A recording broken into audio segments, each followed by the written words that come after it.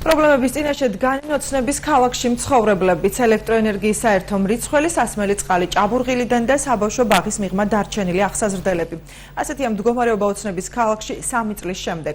თვითნებურად ჩასახლებულების სოციალური პირობების გაუმჯობესებას კვლავ საკუთარი ძალები ცდილობენ, რადგან სახელმწიფო მათ მქონებრივ მდგომარეობას ჯერ კიდევ სწავლობს. ოცნების ქალაქში ჩასახლებულთა პრობლემებზე თამარ კიკნაძე ამბობთ.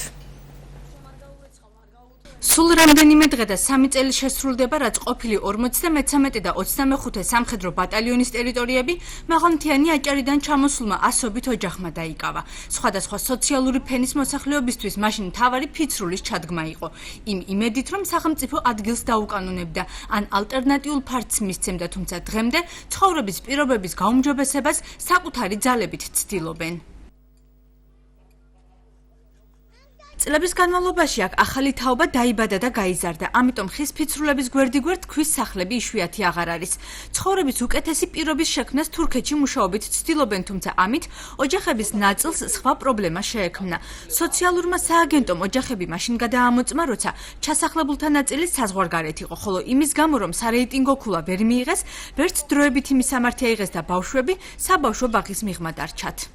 ჩაიზე მუშაობდი და ეხლა დავწერი და ეხლა როცა პასუხს მივიღებ, მე ვაპირებდი მიყვანას ბავშვი სოციალური გექნებაო და მიიყვანა ამით ბავშვს ბავშვიო თუ არა და ისე ვერავ. ბათუმის ტერიტორიაზე ჩაწერა გავაკეთე, ყველაფერი საბუთი რომ მივიტანე, დირექტორმა მითხრა 23 ბაღის დირექტორმა რომ არაო ამ ბათუმის ტერიტორიაზე ჩაწერა რომ გაქვს გაკეთებულიო, ესო ჩვენ ბაღსო არ ექვემდებარებაო, ამიტომ ხელვაჩაურში უნდა გააკეთოთ ეს ჩაწერაო. ამის გამო ბავშვი დამრჩა გარეთ. აღნიშნულ ტერიტორიაზე მე-4 წელია ეს მოსახლეობა ცხოვრობს სოციალურად გაჭირვებულები და ყველა ეს იქნება პასუხი თუ წერილის წინასიტყვაობა ვღებულობთ მეცხრე შესახვების დასახელებით. იურიდიულად გამართლებული არის ჩემი აზრით, რომ მოსახლეობის უმეტეს ნაწილს ბავშვების მიღებაზე დამისამართებამ პრობლემა არ უნდა შეუქმნას.